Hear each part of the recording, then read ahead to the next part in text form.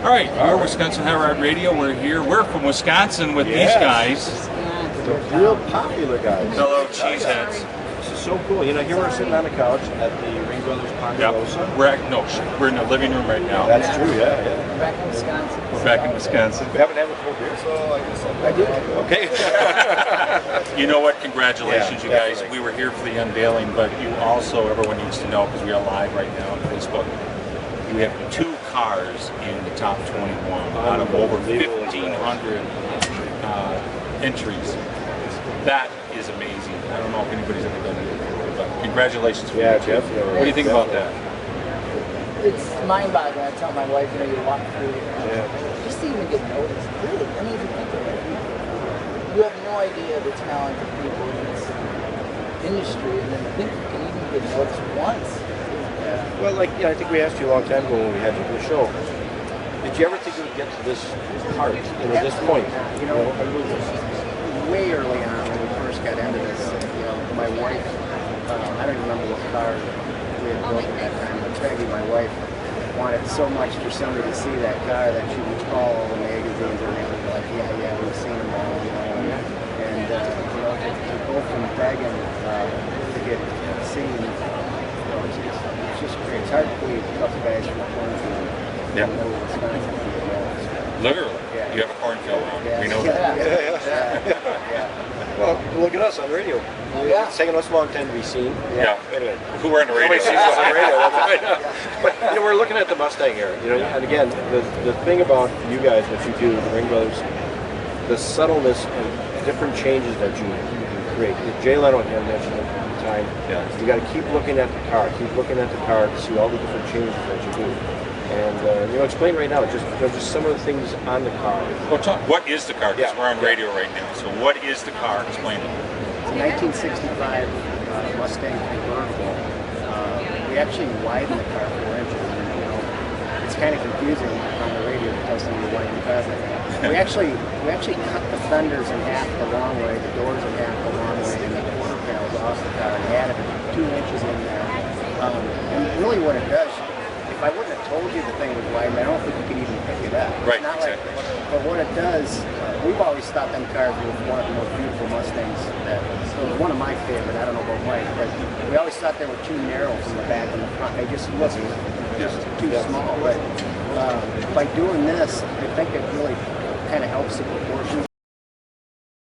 A huge tire on it, which this car needs because it's 710 horse to the rear wheel. It's a monster.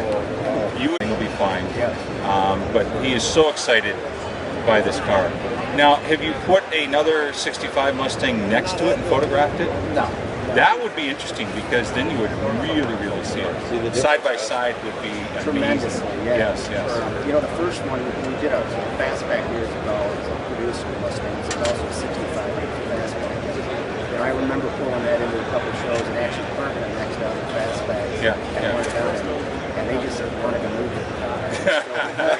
And thus you have this as well. But, you know, I just think proportions-wise, it's right. The drivetrain in the car, the suspension's all Detroit speed, obviously the wheels are all HRE. But I think the car works, and I'm really glad that Greg obviously seems to understand it, which is hard to believe that he can stay away that long. I think he's happy, and that makes me happy. No, I know he's happy. I talked to him and his son.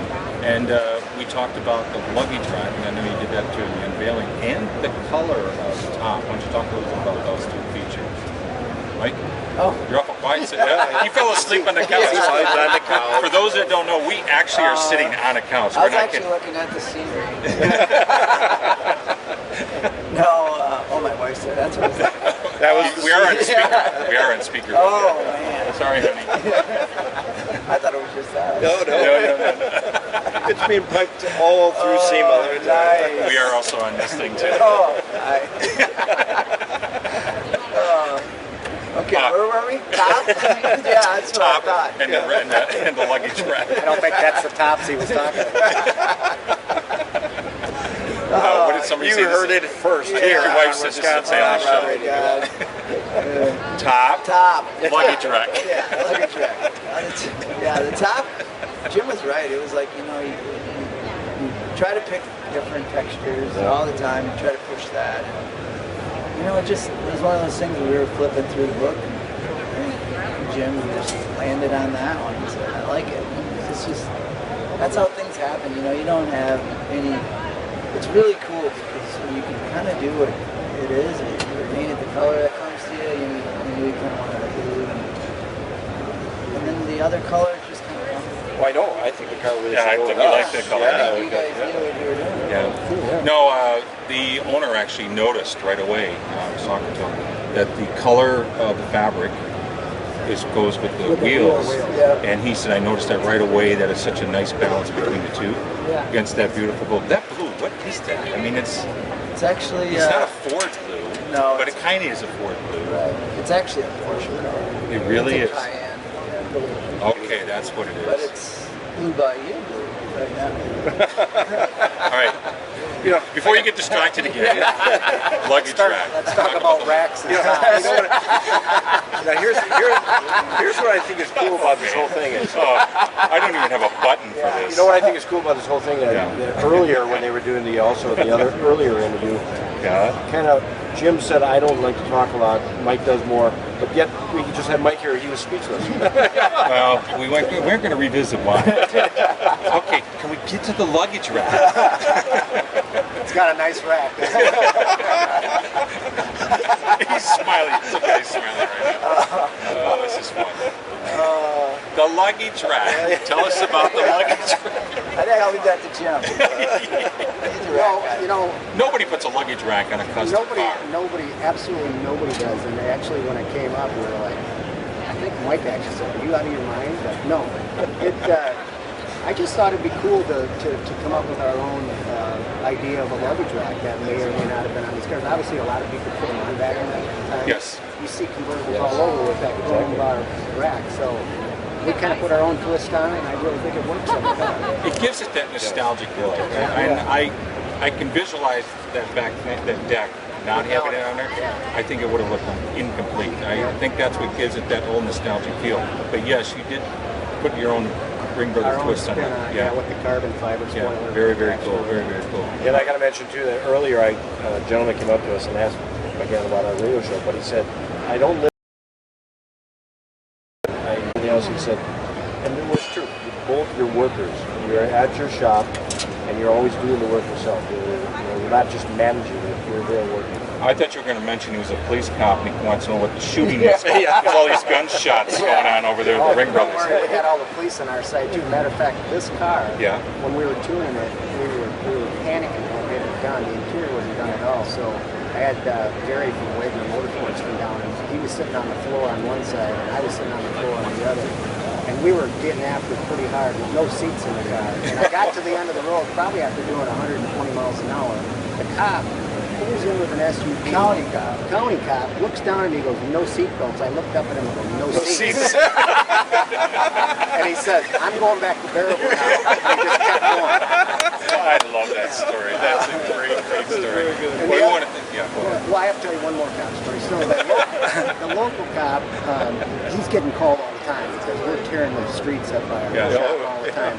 So one day he says, "I really want to ride in that car." So I get him in the car, and we're out doing donuts at the intersection just down from the shop. And his radio goes off, and it goes on and says, "Chief, you got to get out to the Ring Brothers again." He says, "They're tearing the streets up." He picks the radio up. He's sitting next to me. He goes, "I got it under control." You guys are great. Everybody loves you. You're well respected not only for your skills, but for who you are, and your entire family is part of this as well. Thanks. Thank you for spending the time with us. We're glad to see you here again at SEMA. We're glad to see you guys are in the build program again. Yeah. That's fantastic. Yeah. 2 in the top 10. Exactly. Thank you so much. Congratulations. Always good. All right, thanks everybody for tuning in. We're going to go over. We got to go see Jimmy Shine in a little bit. Jimmy Shine. And then we have Joe Connington coming up later on today. So keep checking us out. on Facebook. Yep. Cool. Thank you. Thanks, guys. Yep. Good old Jimmy Shine.